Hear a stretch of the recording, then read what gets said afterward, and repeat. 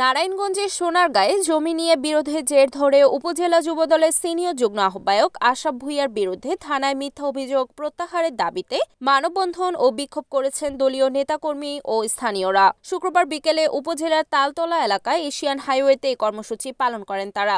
মানববন্ধনে বিএনপি ও অঙ্গ সংগঠনের নেতাকর্মী সহ প্রায় ৫ শতাধিক নারী পুরুষ অংশ নেন। মানববন্ধনে বক্তারা বলেন, ফ্যাসিবাদ আওয়ামী লীগ সরকারের কিছু দোসর এবং ভূমিদস্যুরা একত্রিত হয়ে উপজেলা যুবদলের সিনিয়র যুগ্ম আহ্বায়ক আশরাফ ভূঁইয়ার নামে স্থানীয় থানায় মালামাল লুটপাট ও চাঁদাবাজির একটি মিথ্যা অভিযোগ দায়ের করেছে। এমনকি তাকে নিয়ে বিভিন্ন গণমাধ্যম মিথ্যা সংবাদ প্রকাশ করে মানহানি করছে।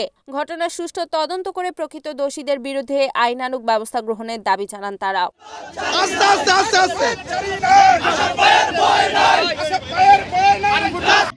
এই জনাব আশরাফ ভূঁইয়ার নিকট যে মিথ্যা বানোয়াট মামলা দিয়েছে, অভিযোগ দিয়েছে, এটা সম্পূর্ণ মিথ্যা বানোয়াট। এর তীব্র প্রতিবাদ জানাচ্ছি।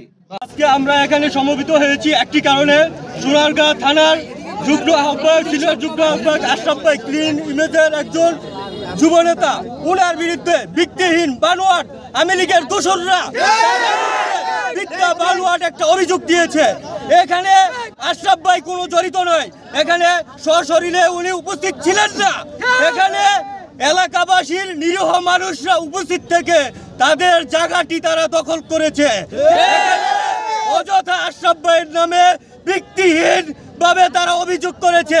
আমরা আওয়ামী লীগ দোসরদের বিরুদ্ধে তীব্র নিন্দা ও প্রতিবাদ জানাচ্ছি। মান সম্মান নষ্ট হয়, তার কারণে মাটি মানুষের জন্য এটা তারা নষ্ট করেছে। ভূমিদস্য জামপুরে অনেক ভূমিদস্য আছে, আমাদেরকে পেতার তার আছে, ওরা মিলিতভাবে এই কাজটা করছে যাতে আশরাফের মান সম্মান নষ্ট হয়। এবং চাই যে সুস্থ তদন্ত করিয়া সুস্থ বিচার চাই, যে আমাদের আশরাফের নামে যে মিথ্যা অভিযোগ আনা হয়েছে এটা আমরা সুস্থ তদন্ত করিয়া বিচার চাই।